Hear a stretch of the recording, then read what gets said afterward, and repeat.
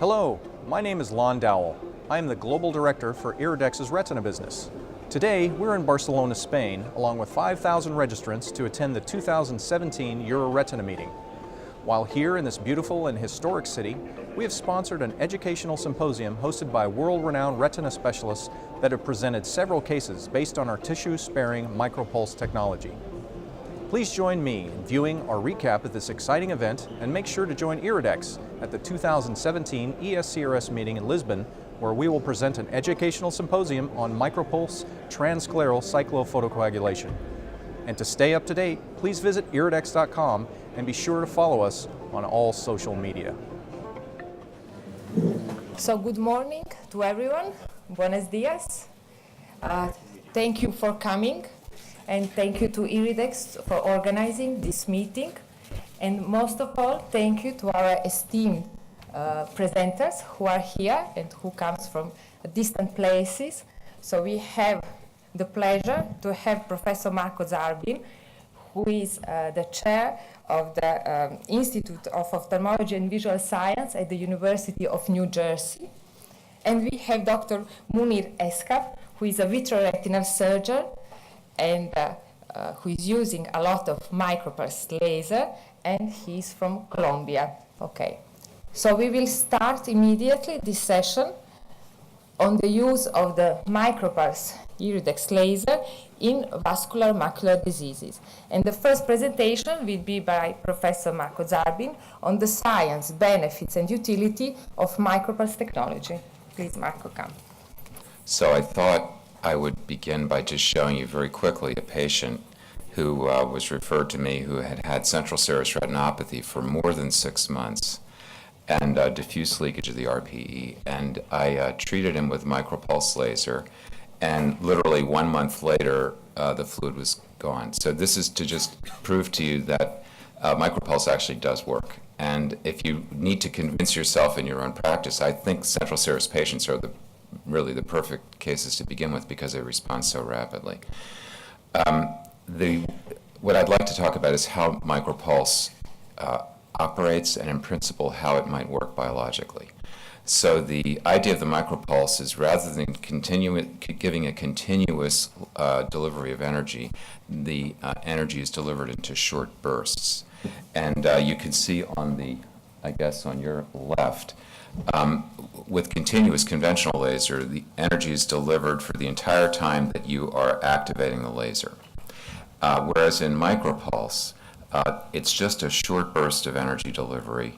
And in this example, of the 2 milliseconds of the delivery time, what would we call a period, you're actually delivering energy for 0.1 milliseconds. And that leads to the very important concept called the duty cycle. The duty cycle refers to the period of time you're actually delivering energy divided by the total pulse interval.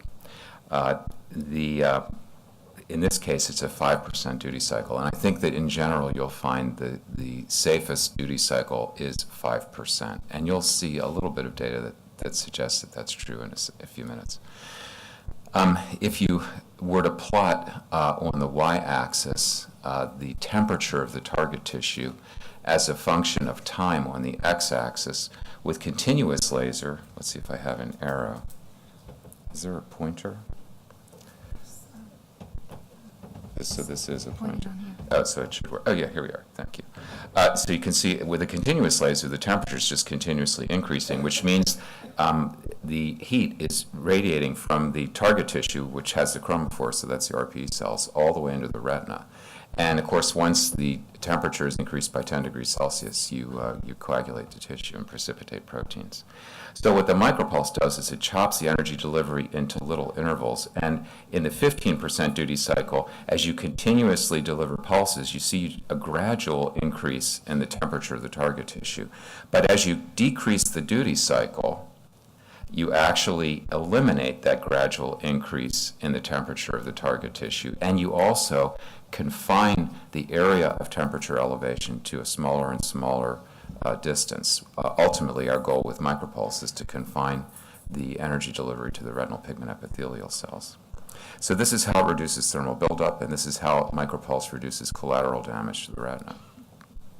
Now there's a kind of interesting laboratory experiment done by Dr. Inagaki where she grew ARPE19 cells, retinal pigment epithelial cells that are human but not normal, in a culture dish in a monolayer.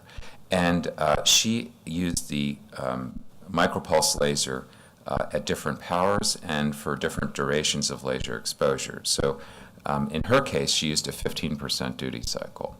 And I'm showing you this picture to show you that if you don't use the MicroPulse laser correctly, you can make it act like a conventional laser. So let's see how that works. If you're working at a laser power of 600 milliwatts and you have a 1,000 millisecond exposure, you can see that you are coagulating RPE cells. And of course, if you go to the higher power, you're doing even a bigger coagulation spot. But if you decrease the exposure all the way down to 500 milliseconds, then you don't see any spot at all. And that, which you can see clinically, I guess you could say, on the left, is illustrated graphically on the right, which is that for every given power, as you decrease the duration of laser exposure, you decrease the coagulation damage to the target tissue. So decreasing the duration decreases the coagulation area. Now, you might be tempted to think that a subthreshold continuous wavelength laser spot would be the equivalent to a MicroPulse laser spot, and it is not. And that's, we could argue about that theoretically, and I have actually seen people argue about it theoretically, but there's no substitute for looking at a clinical picture.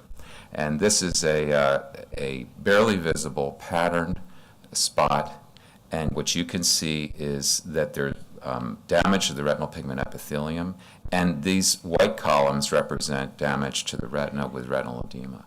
And in contrast, working at the same energy delivery with a MicroPulse, you see absolutely no change in the OCT of the target tissue. How does MicroPulse work? Well, it isn't that it doesn't damage the tissue, it's that it doesn't kill it. And I think that's an important distinction. So the target tissue is the retinal pigment epithelium.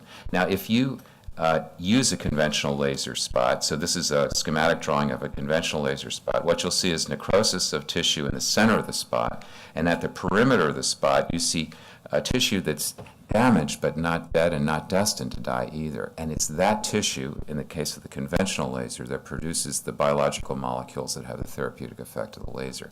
What are those molecules? Well, heat shock protein 70, which protects cells from apoptosis and is anti-inflammatory.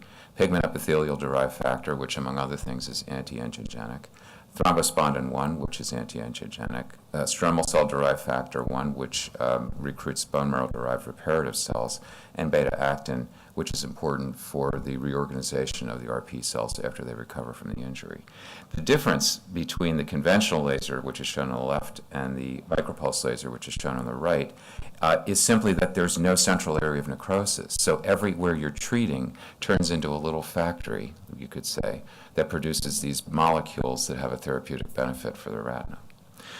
Now this is actually back to Dr. Inagaki's laboratory experiment where she's showing pictures of what these laser spots look like. And there's a stain you can use to stain dead cells, and it makes the dead cells look red. And there's a stain you can use to stain the LOLV cells, which are the green cells. So on the left column, you see the continuous wavelength events, and on the right column, the MicroPulse wavelength events. And you can see in the center of the continuous wavelength spot, there's a lot of dead cells. And in contrast, there aren't any dead cells in the MicroPulse spot. So there is a biological effect on the cells. And you can see the same thing in the phase contrast images. But I think the key picture here is the bottom one. At the perimeter of the conventional laser spot, the residual viable RPE cells are producing heat shock protein 70. But in contrast, in the MicroPulse spot, all the cells virtually are producing it. So that's a pretty clear illustration of the biological difference in the effect of conventional versus MicroPulse laser. Now, a very important concept, I think, is the concept of the density of the spots. And for those of you who are of my generation or older, 60 years or older, we learned that if you're using conventional laser, it's better to use gentle applications of laser and not high-intensity burns. So high-intensity argon macular laser is an error. Pattern scanning or low density is right. Okay, that is not the case for micropulse laser. Micropulse laser doesn't really work very well if you use low-density spots. So if you're a person of my generation, you might be very reluctant to do high-density treatment, but in fact, it's high-density treatment that gives the greatest therapeutic benefit. And you don't need to worry about it because this is not killing the cells if you've done the procedure correctly. Now this slide shows the amount of heat shock protein on the y-axis as a function of time when you use 81 spots. And I'm showing it to show you that very shortly, 10 minutes after you do the treatment, you actually begin to see an increase in heat shock protein. But the peak level is at 3 hours, and then even at 24 hours, there's still continued production. This is a way of showing you that the micropulse laser initiates a cascade of biological events that take time to evolve. And that's why it takes longer to see the therapeutic benefit with micropulse than it does, say, with anti-VEGF injections. But the primary point of this slide is shown on the right, which is to compare the amount of heat shock protein after 81 spots versus 477 spots. And you can see that the more spots you have, the more heat shock protein is produced, which isn't surprising at all once you see the immunohistochemistry. Now, does this slide have any clinical relevance? I think it does, and that's illustrated by the small but randomized prospective double-blind study done by Dr. Levinsky, where he actually looked at the clinical outcomes treating patients with diabetic macular edema using conventional versus low density versus high density micropulse. And the micropulse high density treatment gave 12 letters of improvement, which, if you recall, is actually at least as good and maybe a little bit better than what's been observed for the registration trials for ranibizumab and aflibercept. In contrast, the low density, or what we could say normal density micropulse laser, gave very little visual improvement. And the conventional laser gave about 4 letters of improvement, which is actually very similar to what was observed in Protocol I. So high-density treatment really is the way to do it, but you have to have the right duty cycle and the right power. And those clinical decisions are going to be explained by the subsequent speakers. So areas where micropulse laser, I believe, has been shown to be effective in treating diabetic macular edema due to retinal vein occlusion, central serous retinopathy, as I showed you, juxtafoveal telangiectasia, radiation retinopathy, and also for glaucoma. It works on the same principle of the pigmented cells of the trabecular meshwork as it does for the retinal pigment epithelium. Thank you for your attention. Thank you, Marco, for this excellent presentation and for showing us very clearly the science behind the use of the high-density treatment when we use the micropulse laser.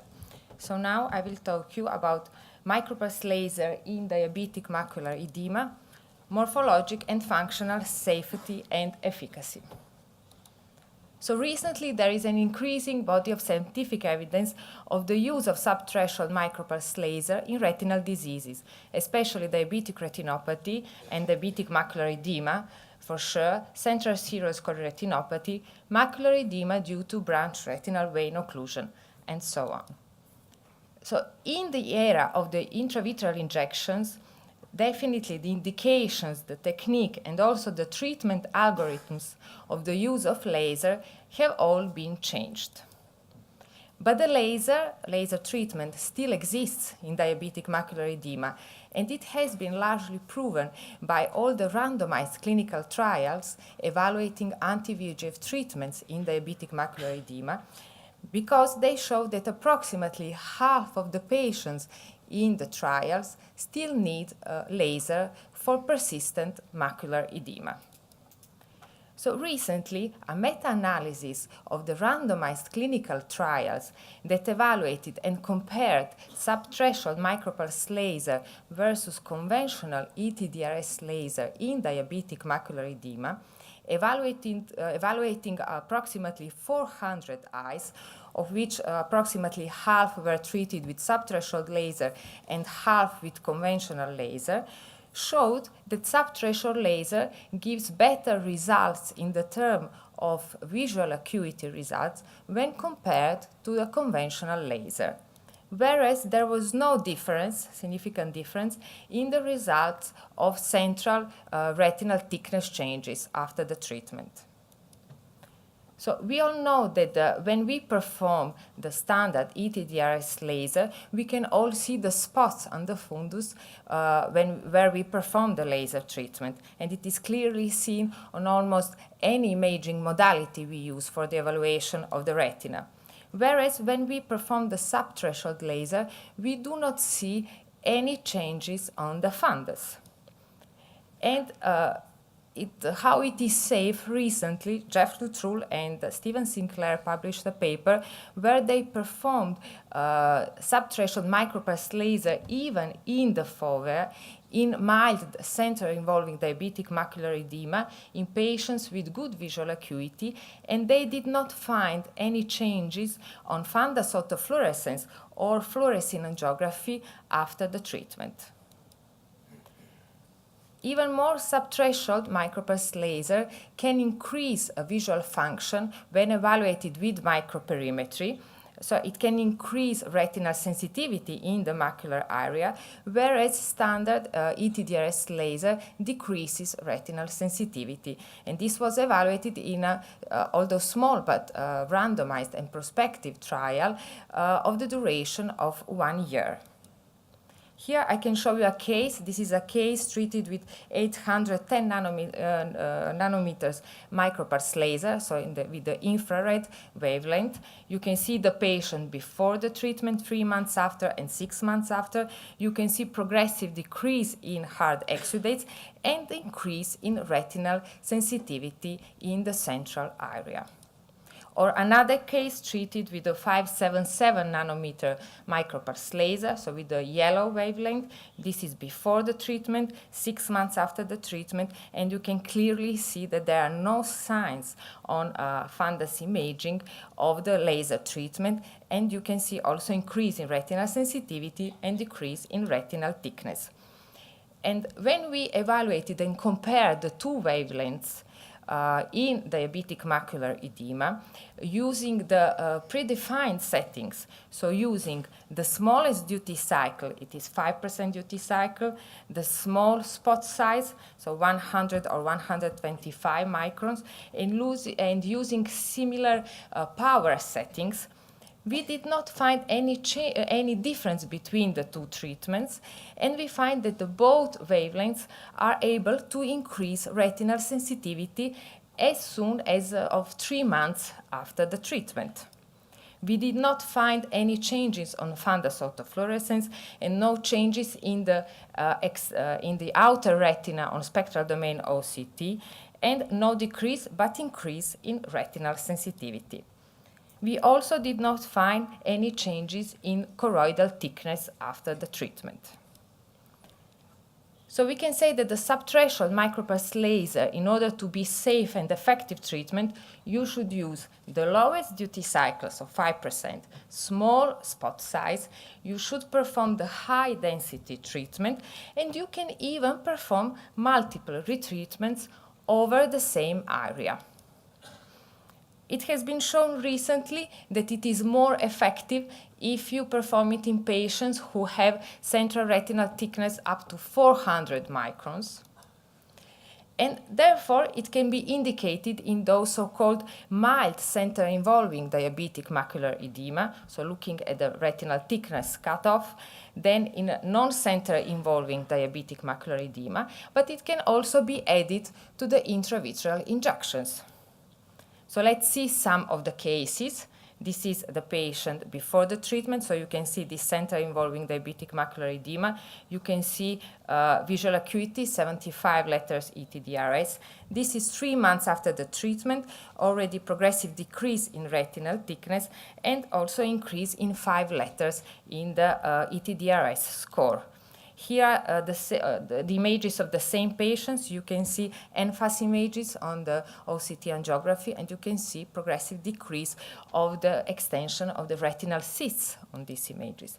Another case, before treatment and after the treatment, just 3 months after the treatment, you can see the decrease in retinal cysts on these NFAS images. Or also this case, before the treatment, always center involving mild, I would say, macular edema. You can see retinal thickness values, 79 letters, ETDRS score, visual acuity. This is 3 months after the treatment. You can see increase in 6 letters. So this is 20/20 visual acuity, and you can see progressive decrease in retinal thickness. So you can definitely do also multiple retreatments, as I said before, with this kind of laser. You need to know that you need some time in order this treatment to be fully effective. As Marco said before, it does not give immediate effect, but you need some time. And now we have also some long-term follow-up of these patients and long-term data. So I will show you some cases that I followed and treated at the University of Padua with Professor Midena. So this is the case before the treatment. This is 1 year after the treatment. And you can see an increase in retinal sensitivity as determined with microperimetry and resolution of edema. Another case, this is the case followed for 24 months. You can see these are multiple treatments, so 4 treatments. All these yellow arrows indicate the treatment, so 4 laser treatments. You can see also here progressive increase in retinal sensitivity over the time and decrease in macular edema. And another case also treated with 4 treatments and followed over 3 years for 36 months.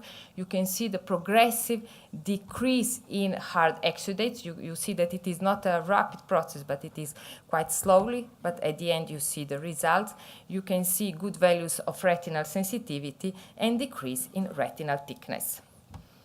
So as I said, micropulse laser can be also added to intravitreal injections, so both after anti-VEGF or steroids, and also in order to eventually to decrease anti-VEGF injection burden, and it has been shown in a recent paper. I will show you this case of this very important center involving cystoid diabetic macular edema with subfoveal neuroretinal detachment that we consider has a very important inflammatory component. The patient was treated with the injection of steroids. This is 2 months after steroid treatment. You can see changes in visual acuity from 35 letters, ETDRS to 55 letters, significant decrease in retinal thickness. And then at this point, the patient was treated with a micropulse. And this is 3 months after the micropulse laser. You can see that retinal thickness continue to decrease. Here you can see all these stages of the same patient, before treatment, after steroids, and this is after subthreshold micropulse. So to confirm and to say again, in order to deliver a safe and effective treatment, you need to use the lowest duty cycle, the high density treatment. You can safely retreat the same areas. You should, in order to be effective treatment, you should consider the retinal thickness cutoff, as I showed you before, and also you need some time for retinal thickness to decrease. You cannot expect the results immediately. And I will just leave you with this slide that proposes what are the best candidates with diabetic macular edema for the treatment with the subthreshold laser. So you can see patients with good vision and extrafoveal or with the center involving diabetic macular edema, patients who do not have a good and long-lasting results when are treated with intravitreal injections or who refuse intravitreal injections. Also, it can be delivered easily in a pregnant patient. We should also consider this population, or patients who are not suitable for intravitreal injections. Thank you very much. Well, good morning, everyone. Thank you for being here. Okay, so I'm going to talk about small work I did last year using my MicroPulse laser. Let's talk about Texel-guided MicroPulse laser as a safe and effective and immediate care for CSR patients. So the purpose of this work was to evaluate the clinical and anatomical outcomes of patients with chronic CSR diagnosed, treated with my MicroPulse yellow laser. I decided to change a bit, so I did, after I was invited, a little data recollection of acute patients, and I did a small control group because, as you know, CSR is an auto-limited disease. So what's actually the benefit of using a laser in something that usually resolves alone? So what I did was a retrospective data collection at the Clínica Carriazo, where I work in Barranquilla, all patients that visited the vitreoretinal department from January to October 2016. These were my inclusion criteria. Of course, the use of the IRIDEX laser is like the most important one. And we measured vascular visual acuity, central macular thickness, and the thickest macular point prior to the laser and 4 weeks after the laser therapy. These were basic results. This is a demographics, a mean age 54 years, male predominantly, and this is our visual acuity results. We had a recovery of a mean 2.1 lines in a patient 4 weeks after the laser therapy. We can see as a result of the basic treatment, we have 87% of patients that were between 2020 and 2040, and we had a couple of patients that ended up between 2050 or 28-year worst. In the macular thickness, we had a recovery of 97 microns after a 347 mean initial central macular thickness. Recovery of the thickness of the retina, and we had a decrease of 96 microns on the thickest macular point. So we had an 80% of resolution after the laser, and we did have to retreat in 13% of our patients. This is a couple of cases. We have a male patient, 24 vision. This is, as you can see, a CSR. 4 weeks after the laser therapy, we can see a complete resolution with a 20/25 vision. This our second case, another patient, 20/50 vision prior laser. 4 weeks after 20/25, we had still a bit, as you can see here, a small amount of subretinal fluid, but the patient was very happy at the final consultation. What about a control group? It's really not easy to find a control group after you start doing laser because you just forget about not doing it. Or at least that happened to me. So I had to go even backward to 2013, 2014, and I found a small group of patients. We had resolution in 67% 33% of our patients, and we had a small increase in visual acuity after month 4. Why month 4? Because that was my cohort in the first part.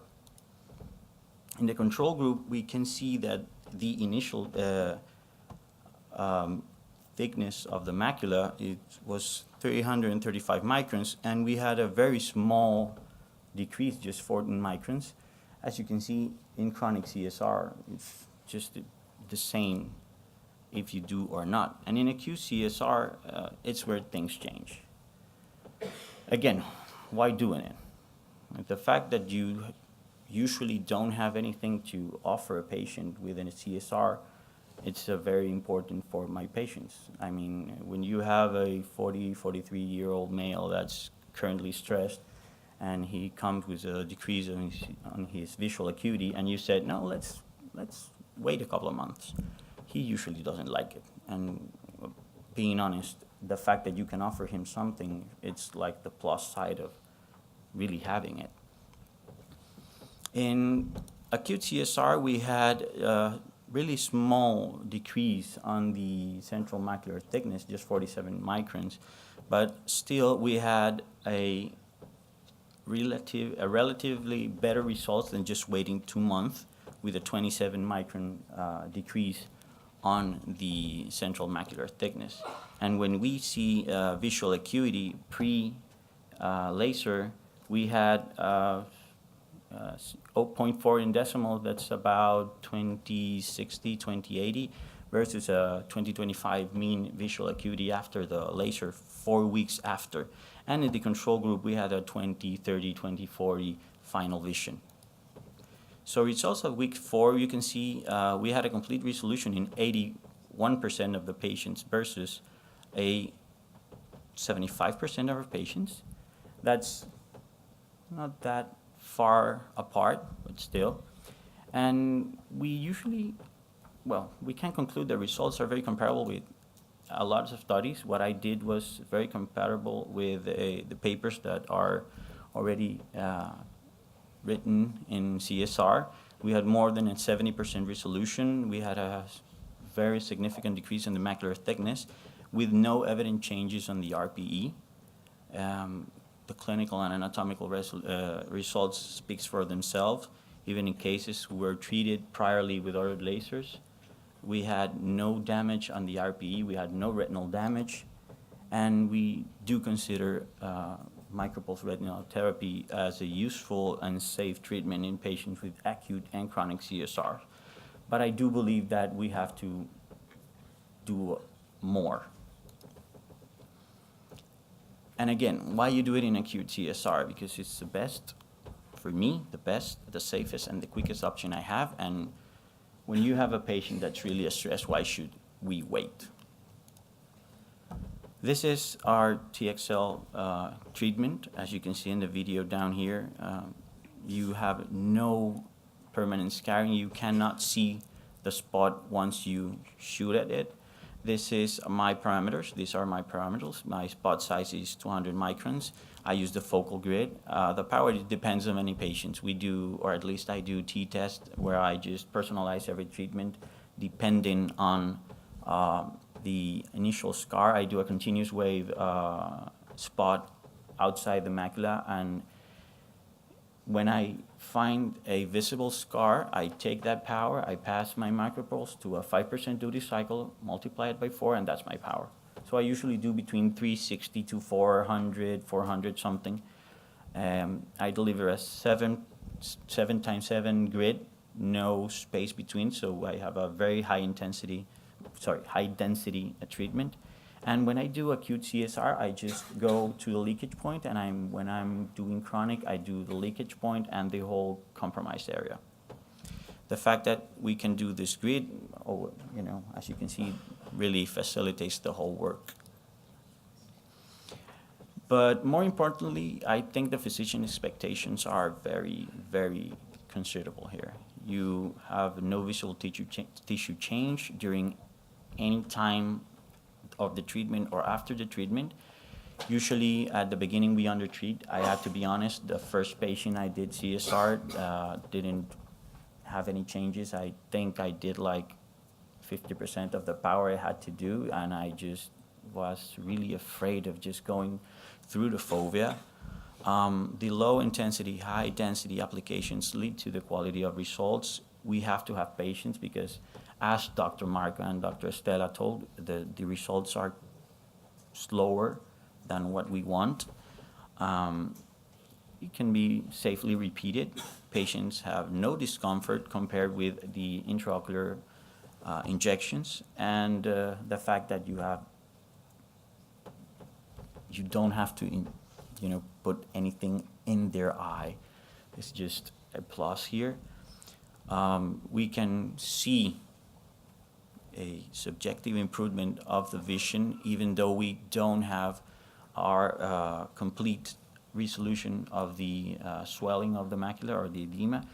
And we can treat mild edema in an early fashion. Thank you very much.